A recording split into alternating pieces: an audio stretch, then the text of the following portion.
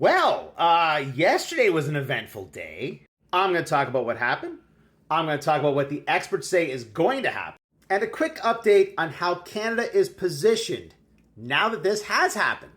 Stay tuned because, all right, what happened? It was a very, very, very bad day on the stock market. The worst day for stocks since the 2020 COVID-19 pandemic crash. Yeah, it's the worst day since March of 2020. And we all know how that ended. Now, here's the thing. They keep talking about this soft landing and how everything is wonderful and wonderful and wonderful. And what did they do? They just kept their foot on the brakes and made things worse and worse and worse. They should have cut the rates 1 year ago when things were still okay. What did they do? They kept the rates high until things broke. Oh, but it's not all bad. Anytime it's called a bloodbath, it's bad. This came out a few days ago. As you all know, I am not a supporter of the higher for longer narrative. Will the bank deliver another 175 basis points in rate cuts by the end of 2025? And then this came out. Bank of Canada seen cutting rates faster after weak U.S. jobs data. Policy rate to reach 3.5% by January, 3% by mid-2025. Oh, really?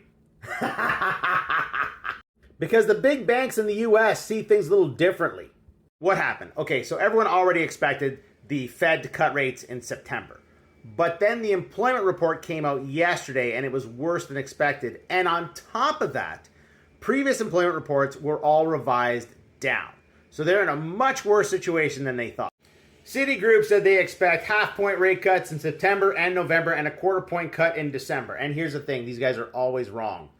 They're always guessing way too low. So they're saying the Fed's going to be between 3 and 3.25% by mid-year next year, which, of course, is not going to happen. It's going to happen faster than that because it always does. And given that we're at 4.5 right now, that means that at worst, we'll be at 3.25 by December. We should be in the 2s by mid-2025. But wait, there is more from our friend James Thorne, who published this I Told You So post on X, where he says the possibility of zero interest rate policy is back on the table. What does this mean for Canada? Well, things are already bad in Canada, despite what the Liberals tell you. I love the Liberal supporters standing on the golf course saying, everything looks fine here. Let's recap, shall we? First off, the GDP report came out a few days ago, and the GDP per capita fell yet again. There's the drop in GDP per capita in the first quarter, and there's the drop in the second quarter. Given we're at $44,400 US at the end of 2023, that puts us at about $43,700 US right now, or about where we were in 2016. And remember, this is intentional from the federal government. Stop apologizing. It's not Doug Ford.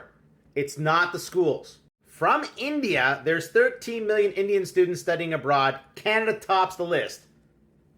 Canada tops the list. We topped the list with 427,000 students. Except we didn't give out 427,000 student visas. I'll show it to you again. Maybe these spikes. We'll get through those thick skulls. That's what we gave out in 2022. That's what we gave out in 2023. That's what we've given out so far. That means that from 2022 to right now, we have given out 1.447 million student visas. And there's 427,000 students. Where are the other million? Because they're in the country. They are in the country. Our population update says so. I don't mean any ill will to these folks looking to improve their lives. I'm upset at the government of Canada for allowing it to happen. There's a quota for everybody else. There's a quota if you want to be a permanent resident. No quota for student visas, though. That's employment rate. That's participation rate. Excluding the pandemic, Canada's participation rate and employment rates for 20 and 24-year-olds are the worst they've been in over 25 years, lower than the Great Financial Collapse. In Ontario, it's worse. Excluding the first 2 years of the pandemic, Ontario's employment rate for 15 to 24-year-olds is the lowest we've ever seen. Lower than at any point in my lifetime, and I'm old. That's probably lower than my lifetime, too. But let's give these young people 30-year mortgages on brand new homes. Because that's going to happen. Here in Canada, they have ignored all the warning signs, and things are already bad. Now, the United States has just started its recession. And things are going to get worse. How bad will it get? I don't know. Is it going to be another great financial collapse? Probably not. Is it going to be like the dot-com bubble? Nah, again, probably not.